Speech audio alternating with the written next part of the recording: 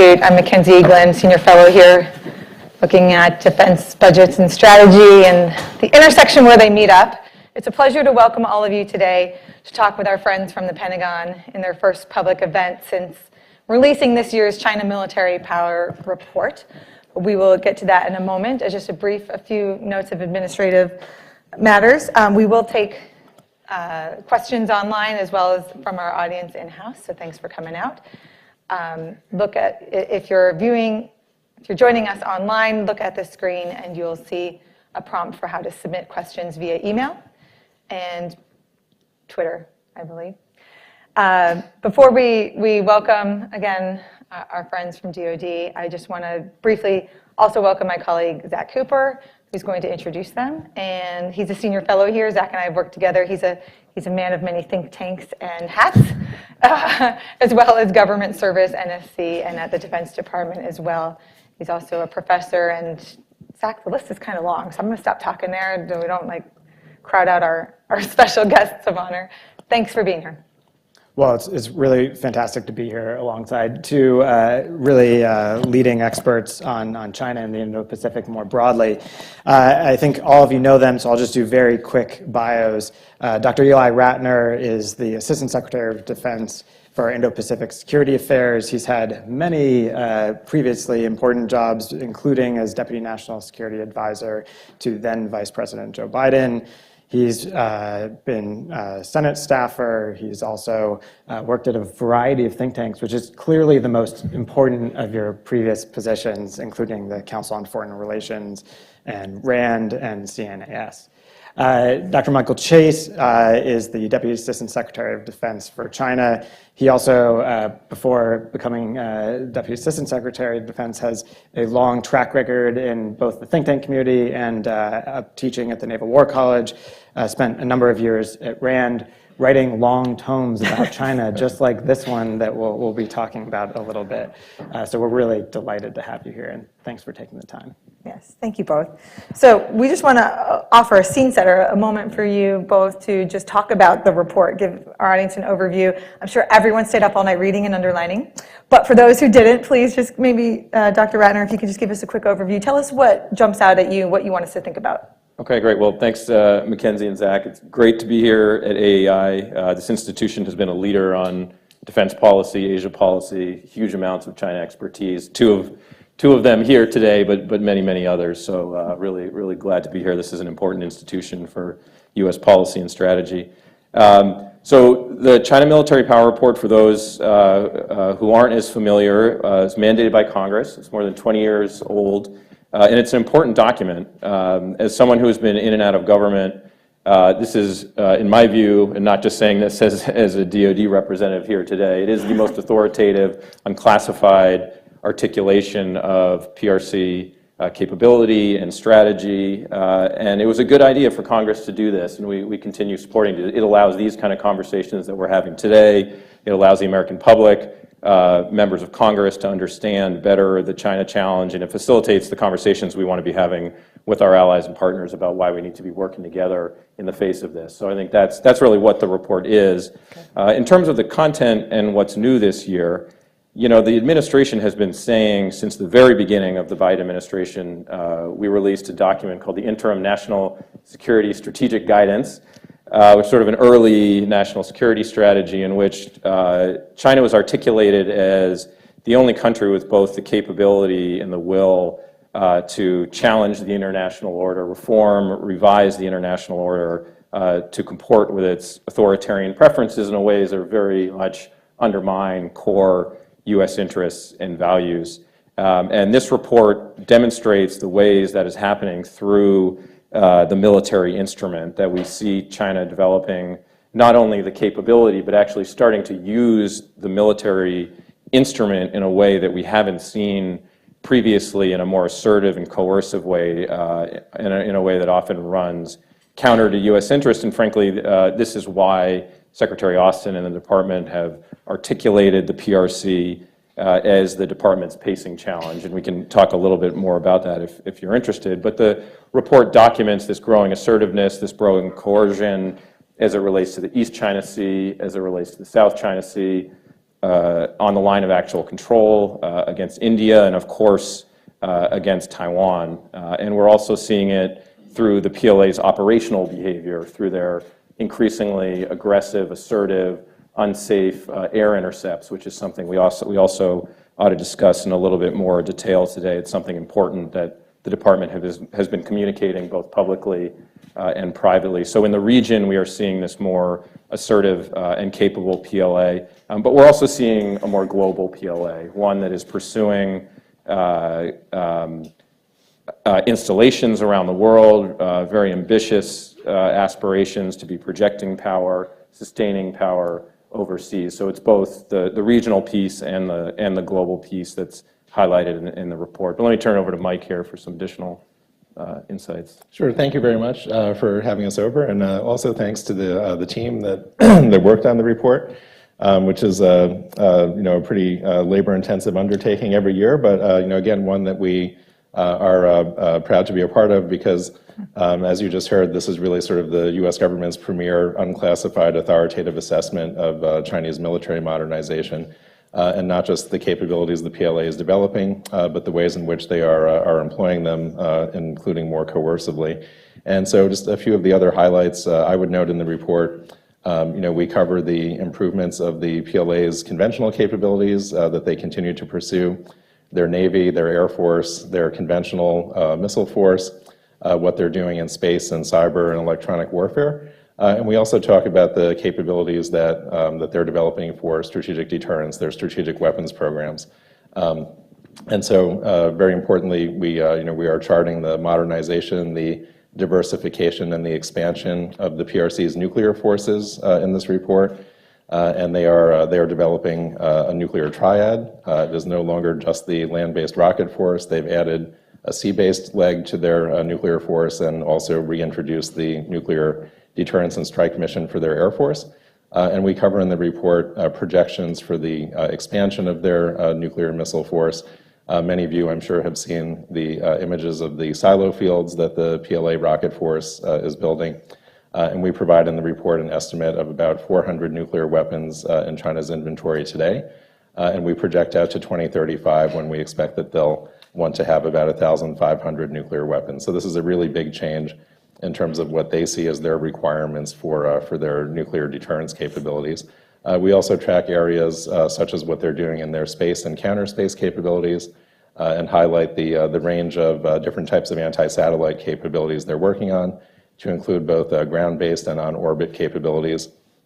And then, we highlight some of the challenges that we face also because of their reluctance to discuss some of what they're doing there and the challenges that presents to strategic stability, just among many of the areas that we cover in the report.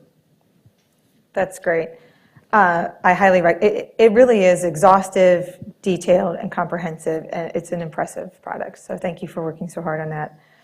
I'm going to bring up the speaker's visit to Taiwan, not to talk about whether she should have gone, but to talk about if that particular event and the multiple day live fired, joint, forcible entry or whatever, however you want to characterize what it was they were practicing. I saw capabilities that could be applied to quarantine, not just an invasion, which makes me a little nervous. But did you see any new capability and intent that in that real world event that wasn't, or just that either reinforced what's in the report or wasn't in there yet? And of course, I don't want to get into too many details because this crowd already knows it, but there were missiles fired within Japan's EEZ for the first time that had happened. Closest, other missile targets were the closest ever to Taiwan's main island during the event. 22 warplanes crossing the median line, 100 fighters and bombers deployed near Taiwan, 10 warships patrolling.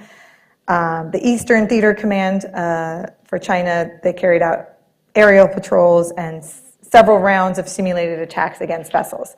So after that, the Navy 7th Fleet Commander said that, he said, there's a term in Mandarin. I don't want to butcher the term, okay, but it's called nibbling like a silkworm. They just kind of continue to push the boundaries and see what they get away with. Would you both agree? So tell me, new, not new to you, and just new to us, or reinforces what's in the report? Well, maybe I'll say what's not new about that, which is that what we've seen is a pattern Zach has been documenting this well over the last decade, but a pattern of behavior whereby Beijing uses these kinds of events as opportunities to take steps forward of assertiveness and aggression that were very much already on the shelf and very much consistent with a trajectory of behavior. And I think this goes in the category of things that we've seen over the years where they're using essentially an excuse of a geopolitical event to do something that they were planning to do all along. So I don't think this was new in that regard. I mean, certainly the degree of coercion and assertiveness is new. I think what's important about it, and what's important for this audience to understand, is that what we are communicating as a government from a political military perspective and through our operations as well, is that we're going to continue to fly, sail, and operate in a way that is consistent with international law, that is responsible, that is peaceful, regardless of this behavior. And I think that's what's really important. And in the wake of this activity, we have continued to do that with Taiwan Strait transits, other types of freedom of navigation operations in the South China Sea. And one of the things that, again, we have communicated to Beijing, the Secretary of Defense has communicated, that if this kind of military coercion is meant to deter the United States from acting in accordance with international law, that's not going to work. Mm-hmm. If I could just, before I turn it over to Zach, just push you a little bit on the sort of the timeline. All of Washington agrees this is the decade of maximum concern, I guess you could say, and maybe that's like sort of the baseline consensus. And then it's only a question of, I've heard certain military leaders, for example, in recent weeks start talking about, well, 2027 is a unique date, and you talk about that in the report, for a variety of military modernization and other reasons by Beijing. But for example, some service chiefs have said, but I got to be ready tonight for the potential something, any act of war, which again, quarantine it may or may not be an invasion. There's always tension between the services and the civilian leadership. Is that true? Is there a gap there between how you guys see the moment? Is there more time? Do the DoDs, do the defense civilians think we have more time than we do to prepare, or are you sympathetic to the uniform side that's saying it could happen any moment? So I don't think there's a gap. I think there is consensus within the department about the urgency of maintaining and reinforcing deterrence. Mm-hmm. So I think what we are trying to do and what our goals are here vis-a-vis the deterrence question is to ensure, as Admiral Davidson used to say, that when Beijing looks at this problem, today is not the day. Mm-hmm. So we understand, and the report makes clear that Xi Jinping and the PLA are trying to develop capabilities whereby it would potentially make it easier for them in a way to seize the island of Taiwan or to use military aggression. I think our goal is to ensure that that is never easy for them to do rapidly or cost-free. And so I think what we are doing is taking actions now to reinforce deterrence. And I don't think there's a gap here. We have obviously regular contact with the leaders at Indo-PACOM among the services, within OSD, in the Joint Staff, and I think we're all focused on the deterrence problem. It's a today problem, it's a tomorrow problem, it's a 2027 problem, it's a 2035 problem, it's a 2040 problem, and I think we are getting after the different elements of deterrence that we think are important for each of those wickets. But Mike, I know you've been thinking a lot about this as well. No, I agree. I mean, this is part of what makes the PRC the pacing challenge, is that there are challenges that we could face in the very near term, out over the next 5 years and beyond. And we know that as we talk about in the report, Xi Jinping has set goals for the PLA to accomplish in 2027, 2035, and all the way out to 2049. And we have to be prepared to deal with the challenges that presents, throughout this entire time period. Good. Thanks. Yeah, I just want to pick up on that last point, because I think the timeline debate is one that's getting a lot of airtime in Washington, and so it's really important to be clear about it. And one of the things that I really like about the report is it's very clear about at least the capabilities that Beijing is trying to create between now and 2027, and as you said, 2035 and 2049. So let me characterize this and let you guys tell me if this is accurate.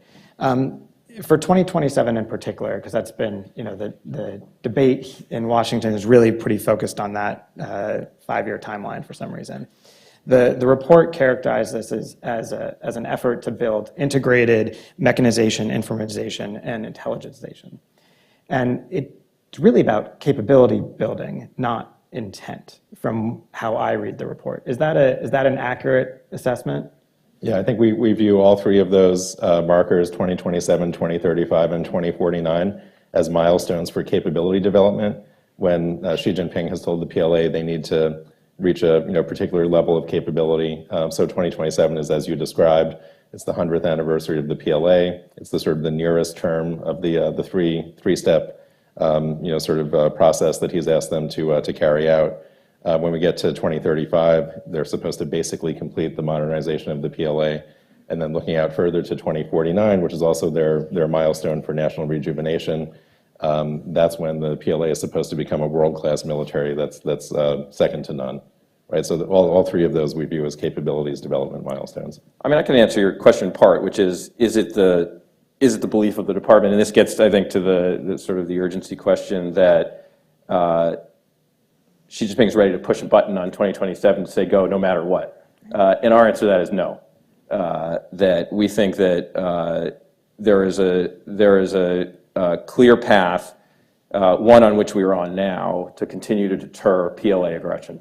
And that has to do with our own capabilities, it has to do with our concepts, it has to do with our posture, and updating that all in a way that makes aggression against Taiwan too costly for a leader in Beijing that's still thinking about his goal of China's rejuvenation, thinking about the PRC economy, thinking about China's role in the region, et cetera. So I think we are, and Secretary Austin spoke to this out at Reagan, I think with a degree of confidence about where we are now on that question. That may be a little, Mackenzie, about what you're hearing when you hear leaders say, we don't think a PLA invasion of Taiwan is imminent, because that would be a really bad idea for Beijing. I think that's where that assessment comes from, and we want to keep it that way. Yeah. And I think that the urgency that you're seeing, clearly the United States has been primarily focused on other threats for the last 2 decades. That has changed, in part started changing during the Obama administration. I think that accelerated under the Trump administration and really crystallized under this administration. And the United States is very focused now. The Department of Defense is very focused. It hasn't been that long that we have been focused. And I think we're seeing great strides inside the department along each one of those vectors, on the capabilities development, on the concepts development, and posture and otherwise, that are going to reinforce stability and deterrence in the region. I think we're on the path to do that. So I hear people talking about 2027. The PLA has its goals. We have a vote in that as well, and I think we're pretty focused on this effort. It's such an important point. I want to sort of build on that by asking, so, the department hasn't really come out and given one big statement about all of the things that we're doing to try and stabilize the cross-strait military balance, and I think there are probably a lot of good reasons for that. One is you don't necessarily want to reveal everything, but you do have to reveal something. So I want to ask if you can talk a little bit about some of what's going on to stabilize the deterrence situation, especially in the cross-strait dynamic.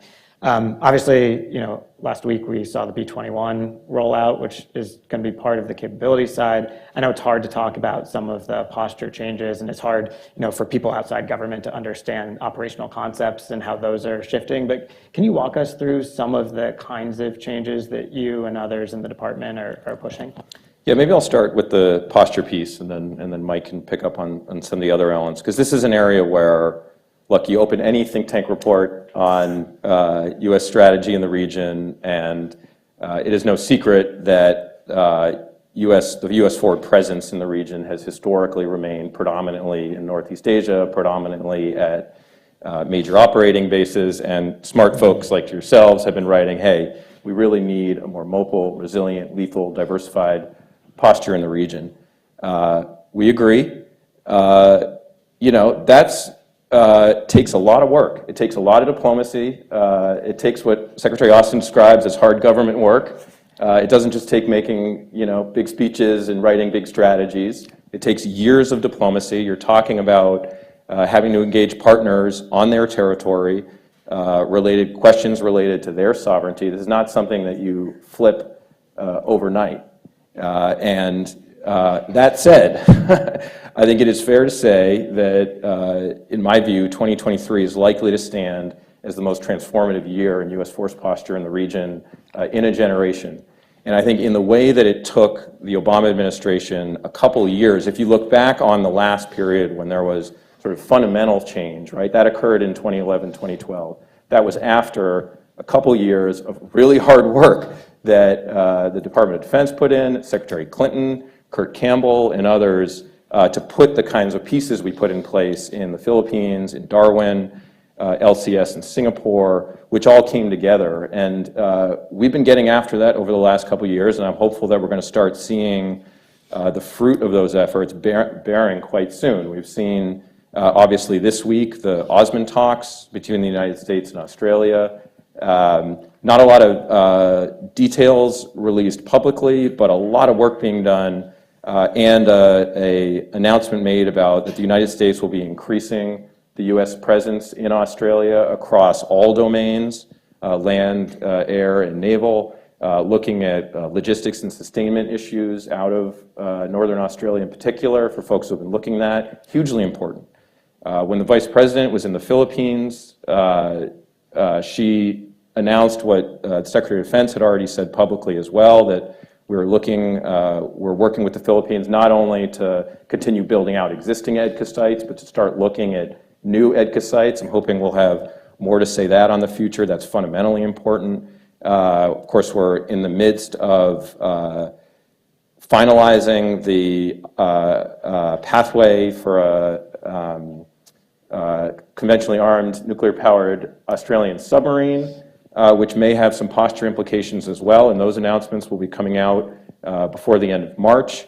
And there will be others as well. And I think as a package, we are going to be making good on a strategic commitment that people have been looking for a long time, to think about, okay, how's the United States going to be revising its forward presence in the region that is going to be, as I said, more lethal, more mobile, more resilient, and exactly reinforcing that kind of deterrence that we were talking about that makes some of these rapid, low-cost invasions nearly impossible if you have the right forces and presence in place. So I know there's been a lot of sort of waiting with bated breath for some of these announcements.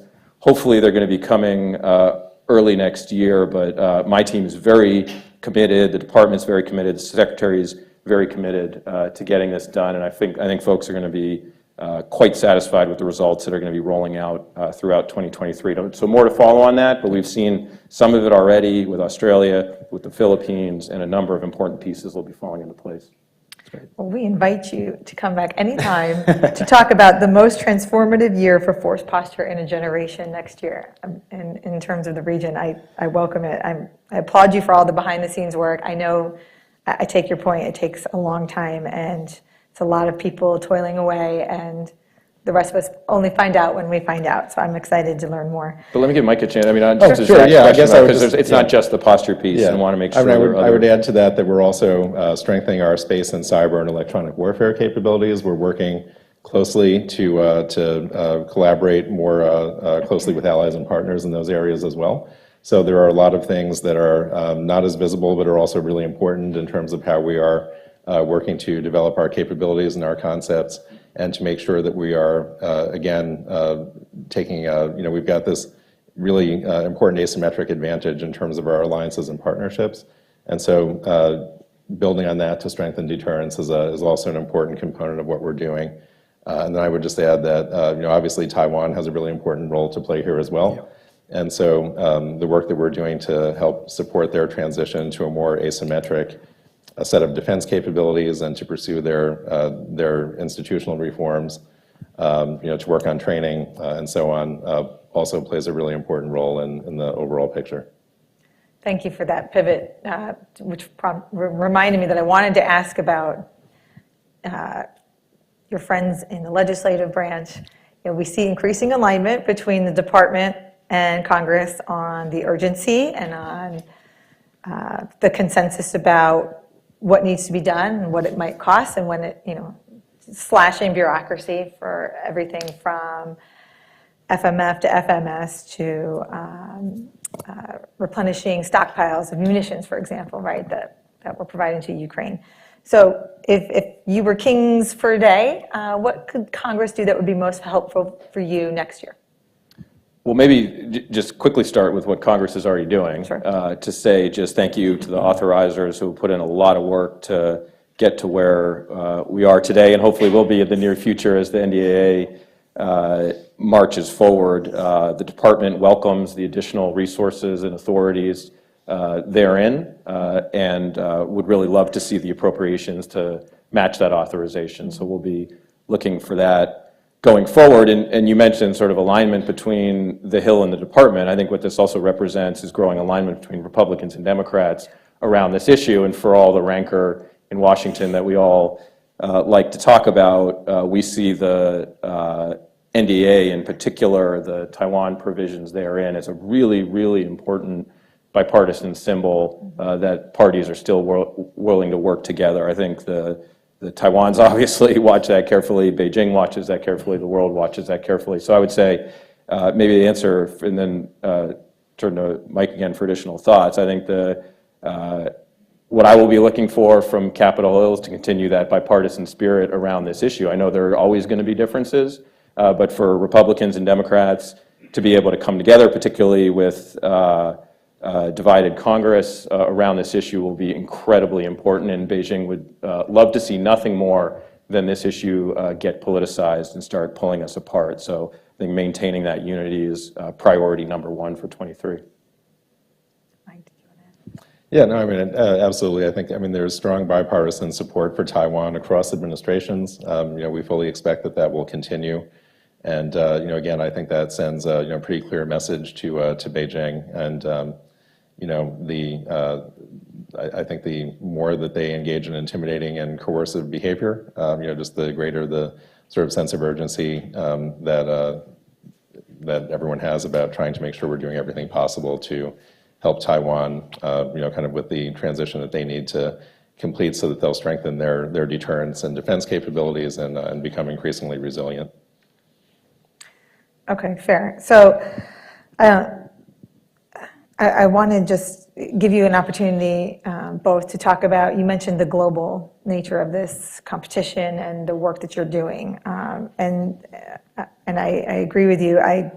In the report, you talk about the expanding overseas logistics and basing infrastructures for the PLA to project power, which is really kind of an American thing. And I don't think we like it when others can do that. So I was struck because I was at a different panel earlier in the week, and former U.S. Army Commander General Ben Hodges, he was talking about the logistical challenges for supporting Ukraine and bolstering NATO deterrence in Eastern Europe. And he talked about needing to change ports where we offload troops and equipment and all kinds of stuff 3 different times, because Beijing has increasingly, private/state-owned companies that are potentially state-owned, keep gobbling up, legally and allowed to do it, different ports, and whether that's controlling how the containers come off the ships, or maybe they're just a stakeholder in the company of ownership. And so we're now in our 3rd port in the region so we don't give away certain, intelligence and capabilities. Are you seeing, is this something that we should be worried about everywhere? And then can you talk about the global nature of this, and then just kind of how do you confront a problem that's everywhere all the time? Mike, why don't you? Sure. So, it's increasingly clear that the PRC has global ambitions for the PLA. This was something that, earlier in my career in think tank and Naval War College days, we used to have a lot of debates about whether their military ambitions were basically confined to the Indo-Pacific region or if they were global. And I think we've seen that they've, it's become increasingly clear that they're global. And this is, it's been developing for a long time. It was maybe 15 years ago or longer. I think we saw PRC leadership, kind of reach the conclusion that they had global economic and security interests, and that they needed to develop global military power to advance those interests. And so we've seen the development of some of the capabilities like their aircraft carriers, their large transport aircraft, the cruisers that they've developed for the PLA Navy that are obviously intended to kind of expand the reach of their military power. And then beginning with the establishment of their first overseas base in Djibouti, we now see the pursuit of kind of a global network of logistics and support facilities and bases to help them kind of build that out and become a global military power. And so they have interest, as we document in the report, in locations in the Indo-Pacific region, but also beyond, to include in Africa and the Middle East. And so we're now in a relatively early stage of their development of that set of global capabilities, but they appear to be very determined to pursue it and putting the resources behind it. And we see them pursuing basing or other forms of overseas facilities in a number of different countries, as we outlined in the report. And I would just say one of the interesting elements about this issue, obviously the global nature of it means that it's touching countries beyond the Indo-Pacific, who are sort of generally at the front end of worrying about PLA military aggression, military coercion. I think one of the sort of a couple elements of this problem set, particularly as it relates to the military installations piece, the PLA has not been particularly transparent about this, not to the world, much less, not even to the target countries that they're looking to do this in. We've seen this pattern where even when they're looking to establish military installations, they're producing,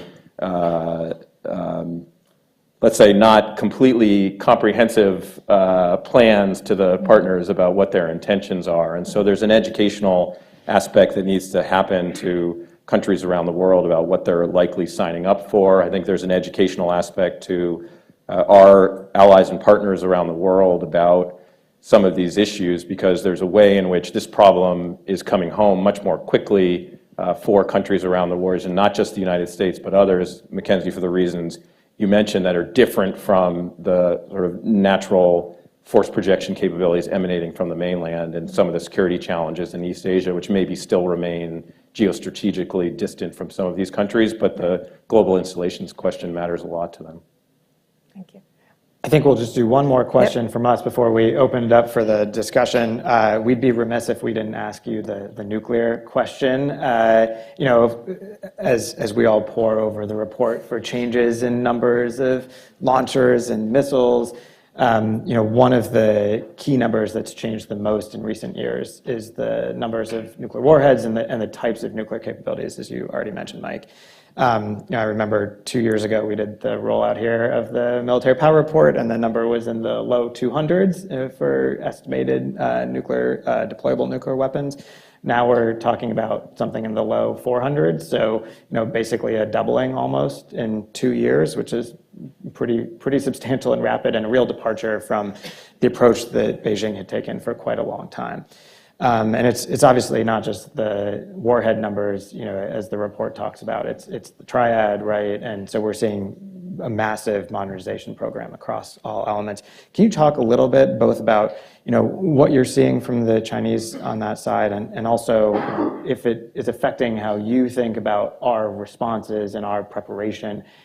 How do you think about that challenge? Yeah, well, Mike's really one of the leading experts in the world on PLA nuclear weapons. So let me turn it over to Mike. Sure. I have some comments at the end, but Mike. Yeah. So I mean, again, I think historically the PRC was comfortable with a very relatively small nuclear force, and we've obviously seen that change over the past couple of years. Under Xi Jinping, they have embarked on a pretty rapid, not only modernization and diversification, but also expansion in terms of the numbers of nuclear warheads that they have, and that we project that they're going to deploy over the next sort of 5 to 15 years. Last year's China Military Power Report, we talked about 700 weapons by 2027, and now this year we're projecting 1,500 for 2035. We also see other important changes, movement in the direction of a launch on warning posture and a higher level of readiness, at least for some units of the PLA rocket force. And so I think this, while the PRC states that their nuclear policy remains unchanged, they're creating a much more diverse set of capabilities that will put other options on the table, and they haven't been transparent about the intent behind the sort of change in trajectory that's leading them to these much larger numbers. And so we would certainly welcome greater transparency on that, but they have been very reluctant to engage in discussions about strategic stability or strategic risk reduction issues. And so that presents some challenges in and of itself. Of course, in terms of what the department is doing, we are also modernizing our own capabilities on the nuclear front, as was outlined in the nuclear posture review. And we continue to try to engage with the PLA to keep the channels of communication open, to try to make sure that even as we have a kind of an intensifying competition, that it doesn't veer into confrontation or conflict unnecessarily. But there we have some challenges as well. They've been, as I mentioned already, reluctant to kind of talk about some of the crisis communications and strategic risk reduction types of issues.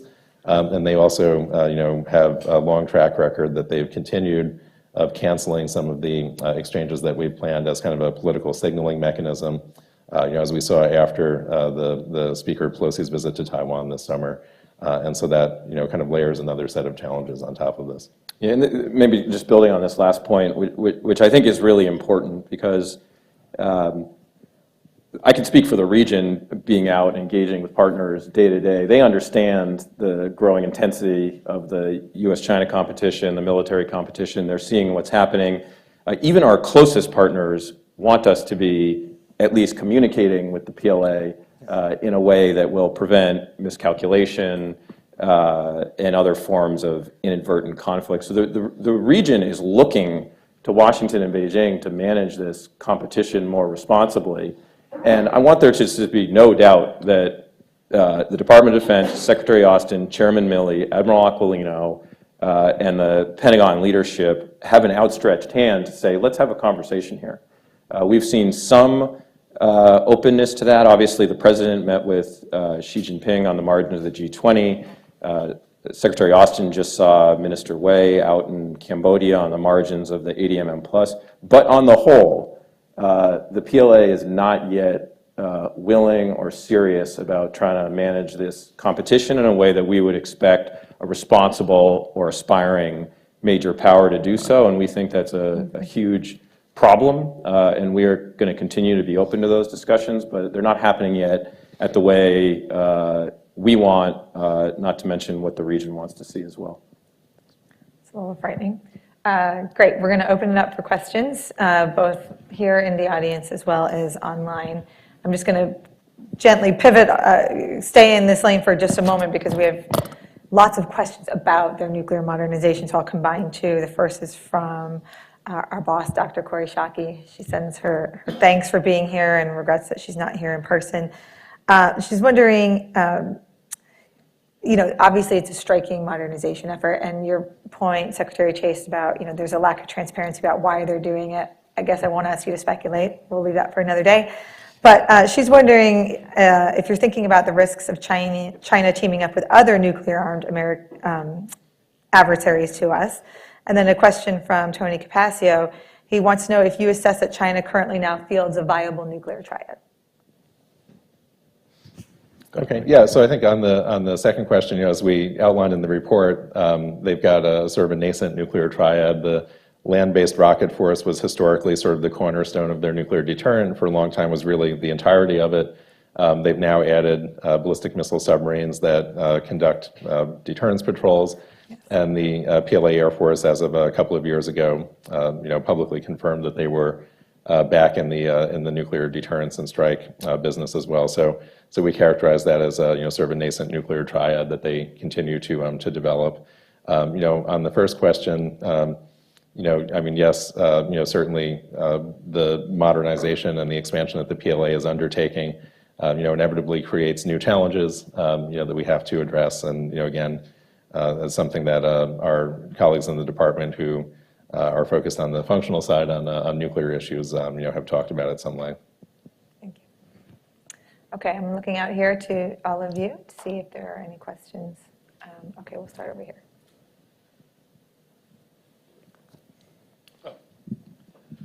Good morning, J.P. Hogan, I'm remembering when Obama became president, there were stories that I think China was asking him to be less socialist because it was interfering with their moves towards some capitalism.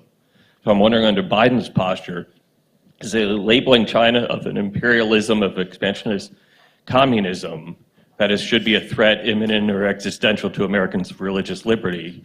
Or is he seeing it as building a capacity maybe to be a global police force? Where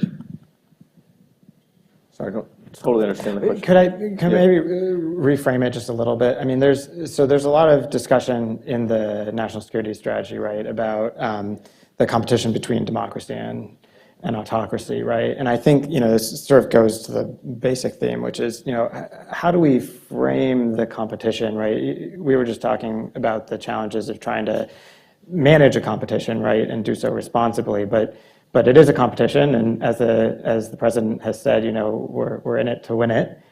So I guess one way of reframing that would be, how do you think about framing this competition in the right way, in ways that both help us build the coalition of countries that are like-minded, but do so in a responsible way?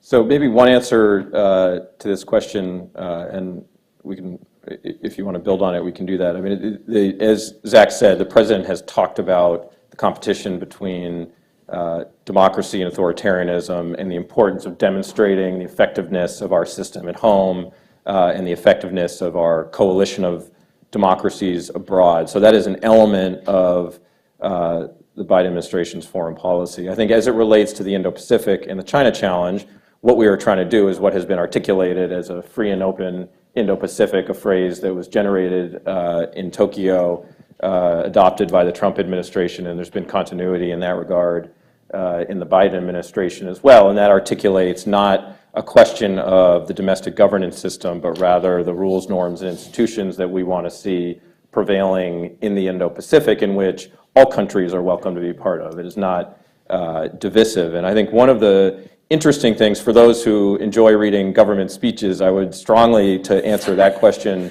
urge you to go back and take a look at the speech that Secretary Austin gave at this year's Shangri-La dialogue, where what he talked about was this vision of a free and open Indo-Pacific, but it not being America's vision, that it's a shared vision for the region. And if you look at the way the ASEANs talk about the region they want, the Japanese, the Indians, the Australians, even the Europeans, when they articulate the kind of order that they're interested in seeing in the Indo-Pacific, it is about one that is open economically, which the sea lanes are open, which disputes are resolved peacefully, in which actors are working in accordance with international law. And the concern that we have is that what we are seeing, not only by what the PRC is saying, but what it is doing, is it is not aspiring toward that vision. It is not aspiring toward a vision where countries are able to operate freely in accordance with international law. And we see that on a regular basis because it is using its military, engaging in reckless, dangerous intercepts of US and allied aircraft who are operating in international airspace, at times enforcing UN Security Council resolutions vis-a-vis North Korea. So that to me tells you everything you need to know about the kind of region that the PRC is envisioning. And then we see other forms of military coercion. So I think that's when we voice our concerns about some of this behavior, it's not in a tactical sense, but rather it's about this question of this type of region that the world is aspiring toward, and one in which we think the region shares, and again, talking about it not as an American vision, but as a shared vision. And I think fundamentally, that's what this competition is about. That's a fired up Secretary Ratner. I love it. David Martin from CBS, you're next. So you've, wait for the mic, Dave. Sorry. Oh, sorry. You've twice mentioned the aggressive intercepts. Be more specific. I mean, how many have there been? And if the 2001 incident in which the P-3 was forced down is sort of your baseline, how dangerous are these? And is it only a matter of time before another plane gets forced down? Well, we hope it's not only a matter of time, but this is really dangerous behavior that I would likened to driving with road rage in a school zone, all right? That's what we're talking about here. We have PLA aircraft coming within tens of feet of US and allied aircraft. We have them releasing flares and chaff. We have them doing dangerous maneuvers around aircraft. And to exactly this point, it is tempting a crisis that could have geopolitical and geoeconomic implications. And frankly, again, it could not be more important to underscore that these are operations that are being conducted in accordance with international law in international airspace that are being done in a very responsible manner.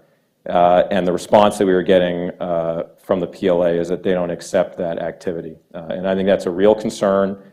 It is something that the Secretary has been conveying privately his concerns to the PRC leadership, to the PLA leadership, but also when he was in Cambodia just a few weeks ago and had a chance to address all of the ASEAN defense ministers and defense ministers plus, so the plus countries as well. This was an issue he raised. I think it is a real issue. It's real dangerous. And if it continues, then it does raise the risk of this kind of accident or incident, and that's something that we all have an interest in preventing. So it is fundamentally important that the PLA curb this behavior, and it's something that we have seen only increasing over time, and it's one that we're going to keep talking about. Yeah, and sorry, go ahead, sorry. Was there any tipping point in which suddenly they started doing this on a more frequent basis? And if so, was there any event you think that triggered it? It is a pattern of behavior that has been growing, in particular, over the last year and a half or so. So it's a relatively new phenomenon. We've seen it in the air domain. Again, I think the other important response is not only that this is dangerous, but what I said earlier, and this is not just a talking point. It is true that the United States is going to continue to fly and sail and operate peacefully and responsibly wherever international law allows. And we have continued to do this despite that kind of behavior. So if Beijing's intent here is, hey, we're going to somehow intimidate the United States out of operating according to international law, that hasn't worked. It's not going to work. But this is, again, very reckless behavior. Yeah, I was just going to add that it also underscores how disappointing it is that the PLA has canceled some of the dialogues and mechanisms that are meant to allow us to ensure that we have kind of shared expectations about safe and professional encounters between our air and maritime forces when they're operating in proximity. So among the several exchanges that the PLA canceled earlier this summer, they canceled the MMCA, which is kind of our operator-to-operator level dialogue about air and maritime safety, in which both sides have the opportunity to raise cases of behavior that they consider unsafe, unprofessional, or otherwise problematic. And so that is that's a venue where we would normally be able to raise these incidents in great detail, and also where the PLA, if they feel as though we've done something that doesn't live up to the standards of operating safely and professionally, would have their own opportunity to raise their objections as well. But they canceled it, right? So these are the kinds of things that, when Secretary Austin spoke with General Wei at ADMM+, he highlighted the importance of getting these dialogues back on track. So we obviously want to see a change in behavior there where they don't engage in unsafe and unprofessional behavior that risks collision like what happened in 2001, either with us or with one of our allies or partners. Yeah. But we also want to ensure that the PLA will kind of do what the region and the world expect, which is to try to manage this competition responsibly. And that requires engaging in direct dialogue on these issues, not canceling it when they're displeased about something else. Yeah, and I think it'll be important, in the months ahead, we've seen in the wake of the Party Congress, clearly Xi Jinping re-entering the international stage after a long COVID period of not traveling. He's in Saudi Arabia, or at least just was. He's been doing a number of international engagements, saying a lot of pleasantries about China's approach to the region, to the world. I think the problem is we continue to see a say-do gap between talking about stability and whatnot, and then the military behavior. And we think it's important that we focus on not only what the PRC is saying, but also what it's doing. Thank you. All right, before we go, we have, wow, so many in the room. Let me just ask one more, last one from online, and then the rest of you guys get here for schlepping to AEI today. You referenced it earlier, the great work by Congress, particularly in the Defense Authorization Bill, which was made public yesterday. You know, they have a historic security assistance package for Taiwan in that bill. $2 billion a year over 5 years for foreign military financing, $1 billion a year in drawdown authority. And of course, but as we all know, the authorizers sort of set the stage, and then we need the appropriators to follow through. So are you working with and talking to them behind the scenes on making sure these things become reality? I think we're doing everything we can to ensure that those authorizations, if they come to pass, will be met by appropriations, and look to our good friends at influential think tanks to reinforce those voices. But absolutely, we're engaged with Congress on these issues. Okay, great, thank you. So we'll go here in the room right here, and then we'll come over here. Thank you. Just following up on the NDAA, there's going to be $10 billion for Taiwan in grant in the next 5 years. And bearing in mind the challenge from China, the panel just mentioned, and also its goal for 2027, 2035, and even 2049, and also what's going on in Ukraine. I'm just wondering what kind of priorities the DoD plans to set for this grant to Taiwan. And secondly, if I may, if the next House Speaker plans to visit Taiwan, would you advise against it, given the response that we saw coming out of China? Thank you. Let me maybe just take the second question first to say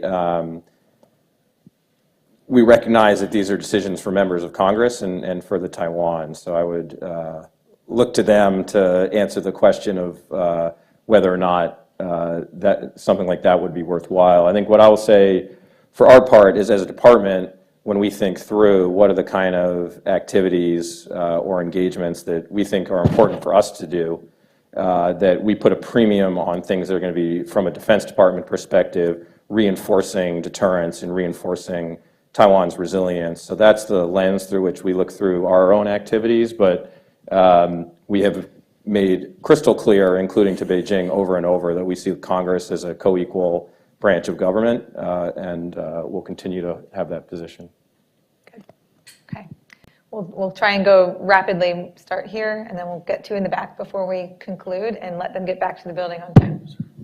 Yeah, thanks very much. It's Carl Polzer. I just wanted to get your thoughts, and maybe another reason to have dialogue with China. As the nuclear deterrence game, in game theory, goes from a 2-country game to a 3 and maybe more, you know, we've had mutual assured destruction. If you blow us up, we'll blow you up, pretty simple, unless there's misunderstanding or irrational behavior. But now you have a third country. So if country A attacks country B and country B retaliates, there's country C in a good position to take over, do more in Africa. So how do you, that's pretty complicated, especially given these algorithms have to happen in an hour or so, you know, once an event happens, and have to be pre-coded. But anyhow, I'll stop there, but that's my question.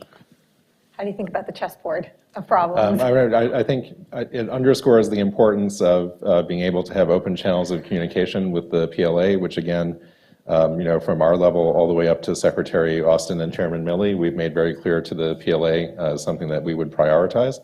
But it also requires them to be willing to engage in those discussions, whether it's on crisis communications or strategic risk reduction. And so far, we haven't seen willingness on their part to, you know, to engage in those discussions in the way that we would like, and you know, would be most you know, important to help address those kinds of some of the issues that you raised of avoiding any kind of, you know, miscalculation or you know, sort of you know, misjudgment. And so we'll continue to try to work on that.